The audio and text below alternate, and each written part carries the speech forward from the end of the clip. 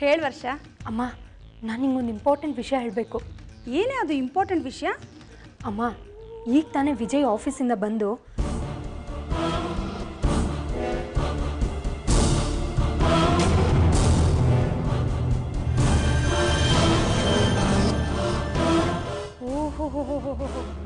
ಹೊಸ ಪ್ರಾಡಕ್ಟ್ಗೆ ತನ್ನ ಸೊಸೆ ಹೆಸರನ್ನೇ ಇಡಕ್ಕೆ ನೋಡ್ತಿದ್ದಾಳಾ ಆ ಶಕುಂತಲಾ ದೇವಿ? ಅಮ್ಮ, ನೀನು ನನಗೆ ಅಮೃತ ಅಂತನೋ ಇಲ್ಲ ಅದಕ್ಕಿಂತ ಚೆನ್ನಾಗಿರೋ ಹೆಸರಿಡೋದು ಬಿಟ್ಟು ವರ್ಷ ಅಂತ ಯಾಕಿಟ್ಟೆ? ಈಗ ನೋಡು, ಅಮೃತ ಅನ್ನೋ ಹೆಸರೇ ಕಾಸ್ಮೆಟಿಕ್ಗೆ ಒಳ್ಳೆ ಹೆಸರು ಅಂತ ಅವಳ ಹೆಸರನ್ನ ಇಡಕ್ಕೆ ನೋಡ್ತಿದ್ದಾರೆ. ಲೇ, ಅವಳು ಹೆಸರು ಇಡಬೇಕು ಅಂತಿರೋದು ಅವಳು ಶಕುಂತಲಾ ದೇವಿ ಸೊಸೆ ಅನ್ನೋ ಕಾರಣಕ್ಕೆ ಹೊರತು ಅವಳ ಹೆಸರು ಚೆನ್ನಾಗಿದೆ ಅಂತಲ್ಲ. ಈಗ ನೀನು ತಲೆ ಕೆಡಿಸ್ಕೋಬೇಕಾಗಿರೋದು ಅದಕ್ಕಲ್ಲ. ಮಂಗಳೂರಿಗೆ ನಿನ್ನ ಗಂಡನೂ ಹೋಗೋ ಥರ ಏನಾದರೂ ಮಾಡಿ ಅವನ ಜೊತೆಲಿ ನೀನು ಹೋಗೋಕ್ಕೆ ಟ್ರೈ ಮಾಡು. ಅದು ಹೇಗಮ್ಮ ಸಾಧ್ಯ? ನನ್ನ ಗಂಡಂಗೆ ತಾನು ಬೆಳಿಬೇಕು, ಮುಂದೆ ಬರಬೇಕು ಅನ್ನೋ ಛಲನೇ ಇಲ್ಲ. ಅಣ್ಣ ಹೋಗ್ತಿದ್ದಾರೆ ಅಂತ ಇವ್ರು ಖುಷಿ ಪಡ್ತಿದ್ದಾರೆ. ಇವ್ರನ್ನ ನಂಬ್ಕೊಂಡು ನಾನು ಇವ್ರ ಜೊತೆ ಹೋಗೋ ಆಸೆ ಇಟ್ಕೋಬೇಕಾ? ನಿನ್ನ ಗಂಡನಿಂದ ಅದೆಲ್ಲ ಸಾಧ್ಯ ಆಗಲ್ಲ. ಆದರೆ ಅದು ನಿನ್ನಿಂದ ಸಾಧ್ಯ ಆಗೋ ಹಾಗೆ ಮಾಡು. ಹೇಗಮ್ಮ? ಏನು ಮಾಡಬೇಕು ಅಂತ ಹೇಳ್ತೀನಿ, ನನಗೆ ಸ್ವಲ್ಪ ಟೈಮ್ ಕೊಡು. ಈಗಿನಲ್ಲಿ ಏನಾಗ್ತಿದೆ ಅನ್ನೋದನ್ನು ಸೂಕ್ಷ್ಮವಾಗಿ ಗಮನಿಸ್ತಾ ಇರು. ಸರಿ ಅಮ್ಮ.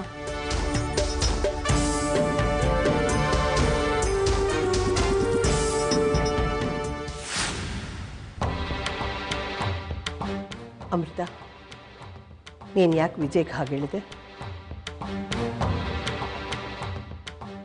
ನನಗೆ ಸುಳ್ಳು ಹೇಳೋಕ್ಕೆ ಭಯ ಆಗುತ್ತೆ ಅತ್ತೆ.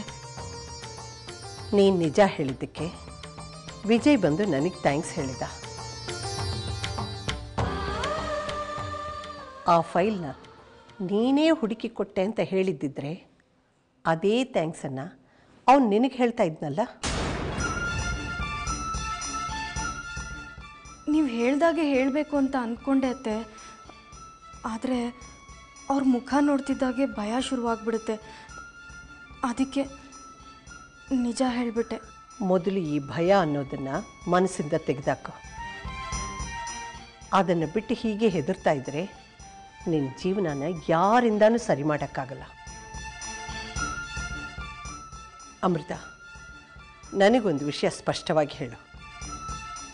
ಸಣ್ಣ ಸಣ್ಣ ಸುಳ್ಳುಗಳು ಹೇಳಿ ಗಂಡನ ಜೊತೆಯಲ್ಲಿ ಸಂತೋಷವಾಗಿ ಬದುಕ್ತೀಯೋ ಇಲ್ಲ ಜೀವನ ಪೂರ್ತಿ ಹೀಗೆ ಕೂತ್ಕೊಂಡು ಕೊರಗ್ತಾ ಇರ್ತೀಯೋ?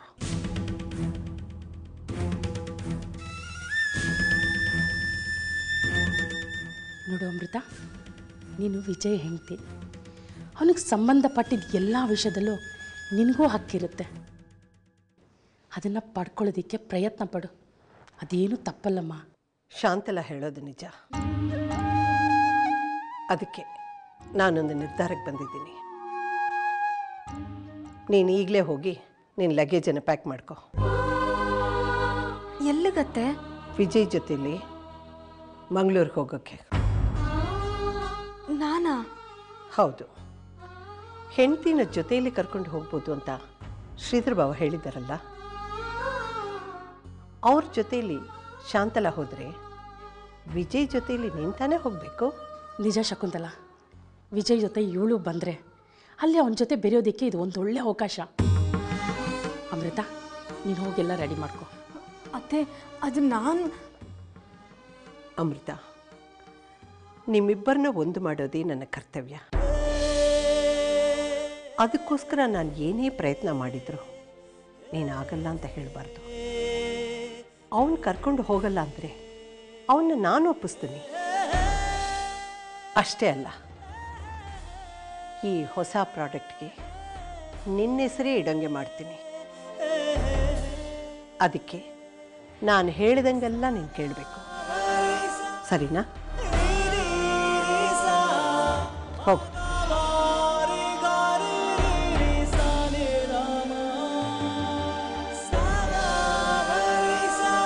ಅವಳ ಜೊತೆ ನಾನಿರ್ತೀನಿ, ನೀನು ಯಾವುದಕ್ಕೂ ಯೋಚನೆ ಮಾಡಬೇಡ.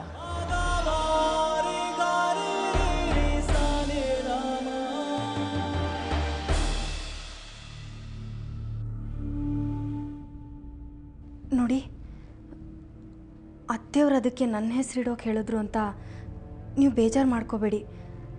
ನನಗಂತ ಯಾವ ಆಸೆನೂ ಇಲ್ಲ. ಅದಕ್ಕೆ ಅತ್ತೆಯವ್ರ ಹೆಸರನ್ನೇ ಇಡಿ. ಅದನ್ನು ನೀನು ಹೇಳಬೇಕಾಗಿಲ್ಲ. ನಿನ್ ನಾಟಕ ಏನು ಅಂತ ನನಗೆ ಗೊತ್ತು. ಇಲ್ಲೊಂದು ಹೇಳೋದು, ಅಲ್ಲೋಗ ಅಮ್ಮನ ಹತ್ರ ಇನ್ನೊಂದು ಹೇಳೋದು. ನಾನ್ ನಿನ್ನ ಇವತ್ತಿಂದ ನೋಡ್ತಿಲ್ಲ. ನೀನೊಂಥರ ಉಸಿರು ಒಳ್ಳೆ ಇದ್ದಂಗೆ. ಸುಮ್ಮನೆ ಹೋಗಿಲ್ಲಿಂದ. ನಿಜವಾಗ್ಲೂ ನಾನು ಅವ್ರ ಹತ್ರ ಏನೂ ಹೇಳಿಲ್ಲ. ನೀವು ತಪ್ಪು ತಿಳ್ಕೊತಿದ್ದೀರಾ. ಸುಮ್ಮನೆ ಇಲ್ಲಿಂದ ಹೋಗು. ನನಗೆ ಕೋಪ ತರಿಸ್ಬೇಡ.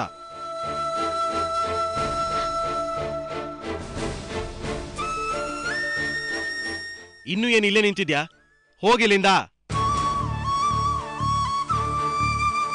ನಿಮ್ಮ ಜೊತೆ ಮಂಗಳೂರಿಗೆ ಬರೋಕ್ಕೆ ಬಟ್ಟೆಗಳನ್ನೆಲ್ಲ ಜೋಡಿಸ್ಕೊ ಅಂತ ಅತ್ತೆಯವ್ರು ಹೇಳಿದ್ದಾರೆ.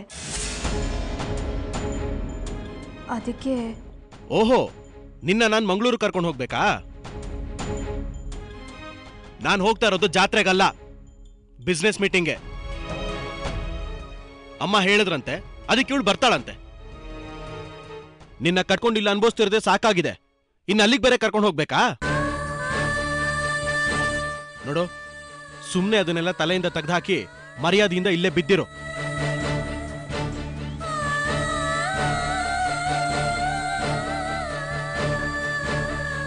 ಇನ್ನೂ ಏನು ಇಲ್ಲೇ ನಿಂತಿದ್ಯಾ? ಕನ್ನಡ ಅರ್ಥ ಆಗ್ತಿಲ್ವಾ?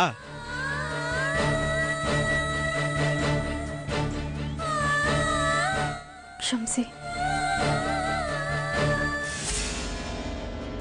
Stupid girl. ನನ್ ಜೊತೆ ಬರ್ತಾಳಂತೆ, ನನ್ ಜೊತೆ.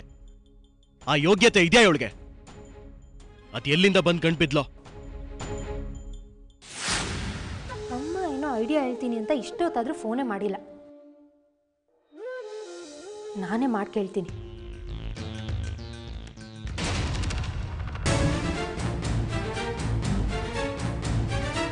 ಹೇಯ್, ನಿಂತ್ಕೊಳ್ಳೆ. ಏನಕ್ಕ? ಯಾರೇ ನೀನು? ಯಾಕಕ್ಕ ಹೀಗೆ ಕೇಳ್ತಿದ್ಯಾ? ಮೊದಲು ನಾನು ಕೇಳಿದ ಪ್ರಶ್ನೆಗೆ ಉತ್ತರ ಕೊಡು. ಹೇಳು, ಯಾರು ನೀನು? ನಾನು ಅಮೃತ ಅಕ್ಕ. ಅದು ನನಗೂ ಗೊತ್ತು. ನೀನು ಈ ಮನೆಗೆ ಬರೋಕ್ಕೆ ಮುಂಚೆ ಏನಾಗಿದ್ದೆ? ನಮ್ಮ ಮನೇಲಿ ಕೆಲ್ಸದವಳು ತಾನೇ. ಅಂಥವಳು ಈ ಮನೆಗೆ ಬಂದಮೇಲೆ ನನ್ನ ಮುಂದೆನೇ ಮೆರೆಯಕ್ಕೆ ನೋಡ್ತಿದ್ಯಾ? ನಾನೇನಕ್ಕ ಮಾಡಿದೆ? ಅಲ್ವೇ, ಹೊಸ ಪ್ರಾಡಕ್ಟ್ಗೆ ನಿಮ್ಮ ಮತ್ತೆ ನಿನ್ನ ಹೆಸರು ಇಡ್ತೀನಿ ಅಂದಾಗ ಬೇಡ ಅಕ್ಕನ ಹೆಸರೇ ಇಡಿ ಅಂತ ಯಾಕೆ ಹೇಳಲಿಲ್ಲ? ನನಗದೆಲ್ಲ ಗೊತ್ತಾಗಲ್ಲಕ್ಕ. ಅದು ಅಲ್ಲದೆ ಅವ್ರಿಗೆ ನಾನು ಅದೆಲ್ಲ ಹೇಳೋಕ್ಕಾಗುತ್ತಾ? ನೀನು ಯಾಕೆ ಹೇಳ್ತೀಯಾ? ನಿನಗೆ ಬೇಕಾಗಿರೋದು ಅದೇ ತಾನೇ.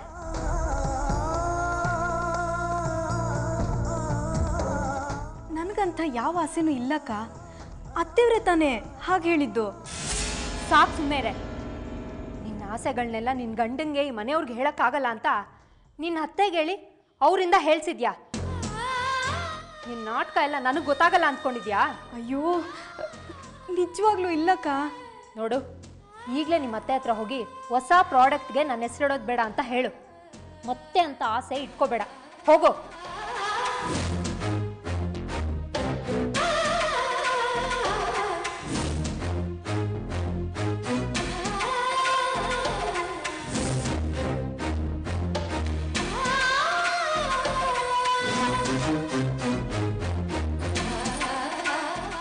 ಏಯ್, ನಿನಗೆ ಹೇಳಿದ್ದು ಅರ್ಥ ಆಗಲ್ವಾ? ಹೋಗೆ.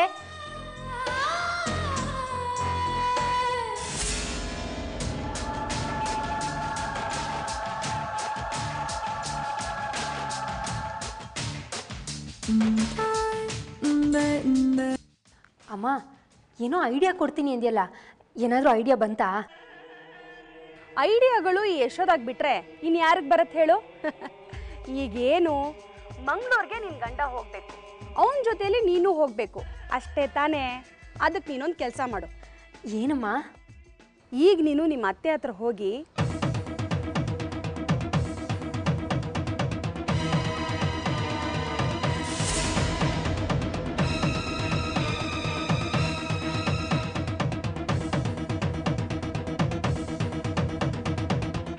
ಹೀಗೆಲ್ಲ ಹೇಳಿ ಹೆದರಿಸು. ಎಂಥ ತಾಯಿಗೆ ಆದರೂ ತನ್ನ ಮಕ್ಕಳ ಮೇಲೆ ಮಮಕಾರ ಇದ್ದೇ ಇರತ್ತೆ. ಅವಳು ಖಂಡಿತ ವಿನಯ್ನ ಕಳಿಸೋ ಹಾಗೆ ಮಾಡೇ ಮಾಡ್ತಾಳೆ. ಥ್ಯಾಂಕ್ ಯು ಸೋ ಮಚ್ ಅಮ್ಮ. ನಾನು ಈಗಲೇ ಅತ್ತೆ ಹತ್ರ ಹೋಗಿ ಮಾತಾಡ್ತೀನಿ. ಬೆಸ್ಟ್ ಆಫ್ ಲಕ್ ಕಣೆ. ಬಾಯ್.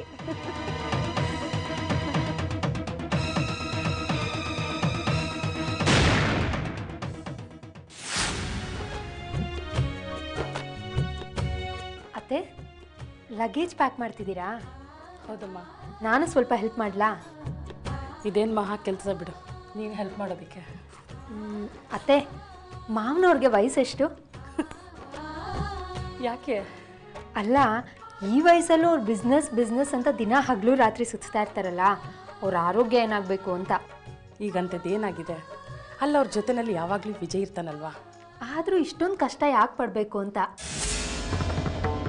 ಅವ್ರ ಜವಾಬ್ದಾರಿನೆಲ್ಲ ವಿಜಯ್ ಅವ್ರಿಗೂ ವಿನಯ್ ಅವ್ರಿಗೂ ಪೂರ್ತಿಯಾಗಿ ವಹಿಸ್ಬಿಟ್ಟು ಆರಾಮಾಗಿ ಮನೇಲಿರ್ಬೋದಲ್ಲ. ಈಗ ನೋಡಿ, ಮೀಟಿಂಗ್ ಇದೆ ಅಂತ ಮಂಗಳೂರಿಗೆ ಹೋಗ್ತಿದ್ದಾರೆ. ಅಲ್ಲೆಷ್ಟು ಬಿಸಿಲಿದೆ ಗೊತ್ತಾತೆ, ಚರ್ಮ ಎಲ್ಲ ಸುಟ್ಟೋಗ್ಬಿಡುತ್ತೆ.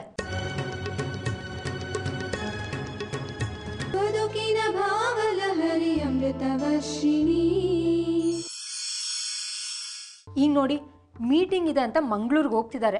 ಅಲ್ಲೆಷ್ಟು ಬಿಸಿಲಿದೆ ಗೊತ್ತಾತೆ, ಚರ್ಮ ಎಲ್ಲ ಸುಟ್ಟೋಗ್ಬಿಡುತ್ತೆ.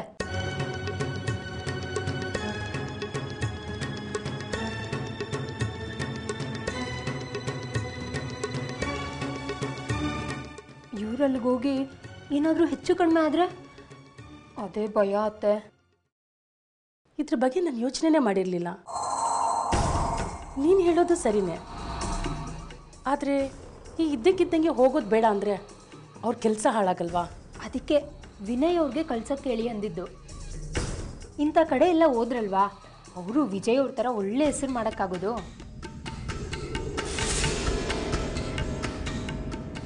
ಈಗ ನೋಡಿ, ಮೊದಲಿಂದನೂ ಶಕುಂತಲಾಗ್ತೆ ವಿಜಯ್ ಅವ್ರಿಗೆ ಸಪೋರ್ಟ್ ಮಾಡಿ ಅವ್ರು ಎಷ್ಟು ಹೆಸರು ಮಾಡಿದ್ದಾರೆ. ನಿಮಗೂ ನಿಮ್ಮ ಮಗ ಹಾಗೆ ಆಗಬೇಕು ಅಂತ ಆಸೆ ಇಲ್ವಾ ಅತ್ತೆ? ಏನೋ ಎಲ್ಲ ಒಳ್ಳೇದಾಗಲಿ ಅನ್ನೋದನ್ನ ಗಮನದಲ್ಲಿಟ್ಕೊಂಡು ನನಗನ್ಸಿದ್ದನ್ನು ಹೇಳಿದೆ. ಕೆಲವು ವಿಷಯದಲ್ಲಿ ತಲೆ ಹಾಕೋಕ್ಕೆ ನಂಗೆ ರೈಟ್ಸ್ ಇಲ್ಲ. ಸಾರಿ ಅತ್ತೆ, ನಾನು ಬರ್ತೀನಿ.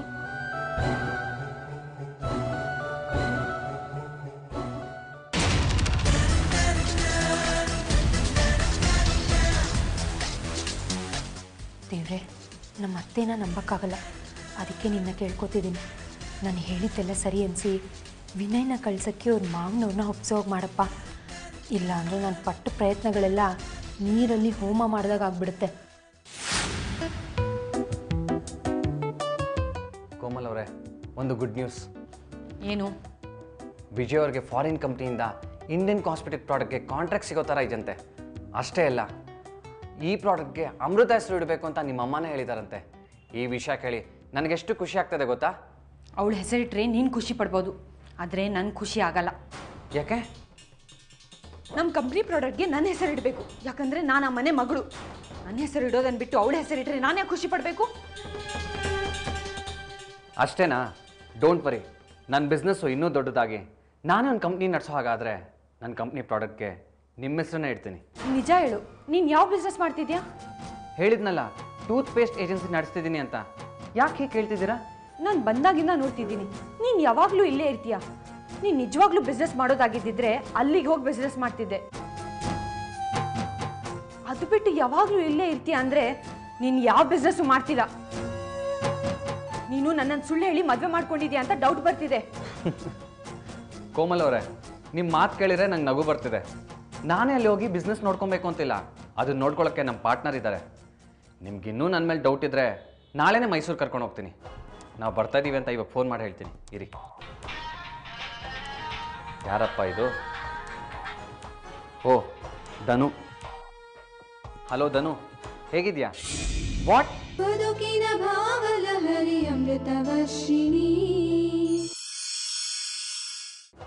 ನಾವು ಬರ್ತಾ ಇದ್ದೀವಿ ಅಂತ ಇವಾಗ ಫೋನ್ ಮಾಡಿ ಹೇಳ್ತೀನಿ, ಇರಿ. ಯಾರಪ್ಪ ಇದು?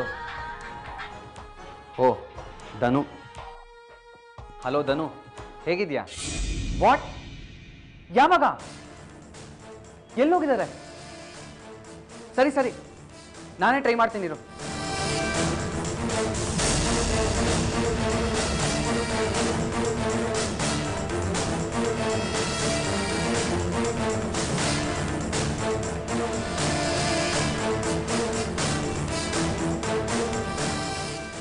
ಛೇ, ಸ್ವಿಚ್ ಆಫ್ ಮಾಡ್ಕೊಂಡಿದ್ದಾನೆ. ಅರೆ, ಯಾಕೆ ಗಾಬರಿ ಆಗಿದೆಯಾ? ಏನಾಯಿತು? ಚಿಕ್ಕಪ್ಪ, ನಾನು ಮೋಸ ಹೋಗ್ಬಿಟ್ಟೆ. ಮೋಸ?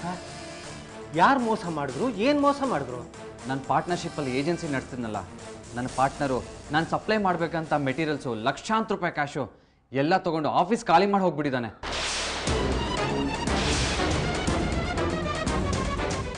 ಅಯ್ಯೋ ದೇವ್ರೆ, ಯಾಕೆ ಹಾಗೆ ಮಾಡಿದ್ರು?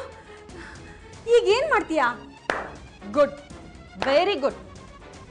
ತುಂಬ ಚೆನ್ನಾಗಿ ನಾಟಕ ಆಡ್ತಿದ್ಯಾ. ನಾನು ನಿನ್ನ ಬಿಸ್ನೆಸ್ ಬಗ್ಗೆ ಕೇಳಿದ ಕೂಡಲೇ ನಿನ್ನ ಪಾರ್ಟ್ನರ್ಸ್ ಮೋಸ ಮಾಡಿ ಹೋಗ್ಬಿಟ್ರು ಅಂತ ಕತೆ ಕಟ್ತಿದ್ಯಾ ಅಂದರೆ ನೀನು ಇಷ್ಟು ದಿನ ಹೇಳಿದ್ದೆಲ್ಲ ಸುಳ್ಳು ಅನ್ನೋದು ಕನ್ಫರ್ಮ್ ಆಯಿತು. ಕೋಮಲ್, ಏನು ಮಾತಾಡ್ತಾ ಇದೆಯಾ ನೀನು? ಇವನು ಯಾಕೆ ನಿನಗೆ ಸುಳ್ಳು ಹೇಳಬೇಕು? ಇವನಷ್ಟೇ ಅಲ್ಲ, ನೀವೆಲ್ಲರೂ ಸೇರಿ ಸುಳ್ಳು ಹೇಳಿದ್ದೀರಾ. ಆ ಸುಳ್ಳಿಂದ ನಮ್ಮ ಮನೆಯವರಿಗೆಲ್ಲ ನಂಬಿಸಿ ನನ್ನನ್ನು ಇವನಿಗೆ ಮದುವೆ ಮಾಡಿಸಿದ್ದೀರಾ. ನೀವೆಲ್ಲರೂ ಮೋಸಗಾರು ಅಂತ ಹೇಳ್ತಿದ್ದೀನಿ. ಕೋಮಲ್, ಯಾರಿಗೆ ನೀನು ಮೋಸಗಾರು ಅಂತ ಹೇಳ್ತಿದ್ಯಾ? ನಮ್ಮ ಕರಣ್ ರಾಜ್ಕುಮಾರ ಇದ್ದಾಗೆ. ಅವತ್ತು ನಿನ್ನಿದ್ದ ಪರಿಸ್ಥಿತಿ ನೋಡಿ ನಾನು ಇವನ ಹತ್ರ ಕೇಳ್ಕೊಂಡೆ ಅಂತ ಇವ್ ನಿನ್ನ ಮದ್ವೆ ಆಗೋಕೆ ಒಪ್ಕೊಂಡ. ಅದು ನಿನ್ ಪುಣ್ಯ. ಇವನು ಬಿಸ್ನೆಸ್ ಮಾಡ್ತಿಲ್ಲ ಅಂತ ಹೇಳ್ದಿಯಲ್ಲ, ಇಷ್ಟು ದಿನ ನೀನ್ ಶಾಪಿಂಗ್ ಹೋಗಕ್ಕೆ, ಪಾರ್ಲರ್ಗೆ ಹೋಗಕ್ಕೆ ಕೇಳ್ದಾಗೆಲ್ಲ ದುಡ್ಡು ಕೊಡ್ತಿದ್ನಲ್ಲ, ಅದು ಇವನ್ ಬಿಸ್ನೆಸ್ ಇಂದ ಸಂಪಾದನೆ ಮಾಡಿ ದುಡ್ಡೇ. ಯಾರು ಬಿಸ್ನೆಸ್ ಅಲ್ಲಿ ಮೋಸ ಮಾಡ್ಬಿಟ್ರು ಅಂತ ಬೇಜಾರು ಮಾಡ್ಕೊಂಡಿದ್ದಾನೆ ಅಂತ ಅವನಿಗೆ ಹೀಗೆಲ್ಲ ಮಾತಾಡ್ತಿದ್ಯಲ್ಲ. ಕರಣ್, ಆ ಬಿಸ್ನೆಸ್ ಹೋದ್ರೆ ಹೋಯ್ತು, ಹಾಗಂತ ನಿನ್ನ ತಲೆ ಮೇಲೆ ಕೈ ಹೊತ್ಕೊಂಡು ಕೂರ್ಬೇಡ. ನೋಡು, ನೀನು ಬುದ್ಧಿವಂತ, ಇಲ್ಲೇ ಇದ್ದು ಬೇರೆ ಬಿಸ್ನೆಸ್ ಶುರು ಮಾಡು, ಖಂಡಿತ ಒಳ್ಳೇದಾಗತ್ತೆ. ನಂಗೆ ದುಡ್ಡು ಹೋಯ್ತು ಅಂತ ಬೇಜಾರಿಲ್ಲ ಚಿಕ್ಕಮ್ಮ, ಆದರೆ ಇಷ್ಟು ವರ್ಷ ನನ್ನ ಜೊತೆಲಿದ್ದವರೇ ನಾನು ಮೋಸ ಮಾಡಿದ್ರಲ್ಲ ಅಂತ ಬೇಜಾರಾಗ್ತದೆ. ಹಾಗಂತ ನನ್ನ ತಲೆ ಮೇಲೆ ಕೈ ಹೊಟ್ಟು ನಾನು ಕೂರಲ್ಲ. 2 ವರ್ಷದಿಂದ ಹೇಗೆ ಈ ಬಿಸ್ನೆಸ್ ಶುರು ಮಾಡಿ ಈ ಮಟ್ಟಕ್ಕೆ ತನ್ನೋ, ಮತ್ತೆ ಇಲ್ಲೇ ಇದ್ದು ಹೊಸ ಬಿಸ್ನೆಸ್ ಶುರು ಮಾಡಿ ನನ್ನ ಕಾಲ ಮೇಲೆ ನಾನು ನಿಂತ್ಕೊತೀನಿ. ಕೋಮಲ್, ನೀನು ತಿಳ್ಕೊಂಡ ಹಾಗೆ ಕರಣ್ ಮೋಸ ಮಾಡೋ ಹುಡುಗ ಅಲ್ಲ ಮಗು. ಅವನಿಗೆ ಹಾಗೆಲ್ಲ ಮಾತಾಡಬೇಡ. ಅವನು ಈಗಿರೋ ಪರಿಸ್ಥಿತಿಲಿ ನೀನೇ ಅವನಿಗೆ ಸಮಾಧಾನ, ಧೈರ್ಯ ಹೇಳಬೇಕು. ಮಗು, ದಯವಿಟ್ಟು ಅವನ್ನ ಅರ್ಥ ಮಾಡ್ಕೊ. ಕೋಮಲ್, ನನ್ನ ಮಾತು ಕೇಳು. ಅಪ್ಪ, ಇವನು ಎಲ್ಲಿ ಕೋಮಲ್ನ ಕರ್ಕೊಂಡು ಮೈಸೂರಿಗೆ ಹೋಗ್ಬಿಡ್ತಾನೋ ಅಂತ ಆತಂಕ ಆಗ್ತಿತ್ತು. ಆದರೆ ಈಗ ಇಲ್ಲೇ ಇದ್ದು ಬೇರೆ ಬಿಸ್ನೆಸ್ ಮಾಡ್ತೀನಿ ಅಂತಿದ್ದಾನೆ. ಒಟ್ಟಿನಲ್ಲಿ ಇವನ್ ಪಾರ್ಟ್ನರ್ಸ್ ಇವನಿಗೆ ಮೋಸ ಮಾಡಿದ್ರು, ಅದರಿಂದ ನನಗೆ ಹೆಲ್ಪ್ ಆಯಿತು. ಇನ್ನು ಮುಂದೆ ನಾನು ನೆಮ್ಮದಿಯಿಂದ ಇರ್ಬೋದು. ಹೌದು, ಮಿಸಸ್ ದೇಸಾಯಿ ಅನ್ನೋ ಹೆಸರಲ್ಲಿ ಬುಕ್ ಮಾಡಿ.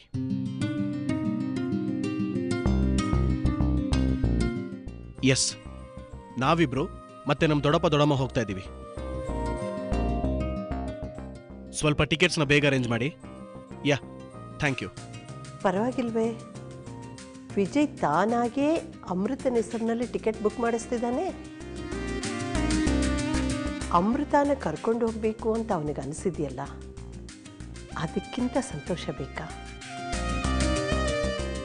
ಅಲ್ಲಿ ಹೋದ ಮೇಲಾದರೂ ಇವನ ಮನಸ್ಸು ಬದಲಾಗಿ ಅಮೃತ ತನ್ನ ಹೆಂಡತಿ ಅಂತ ಒಪ್ಕೊಂಡ್ಬಿಟ್ರೆ ಸಾಕು.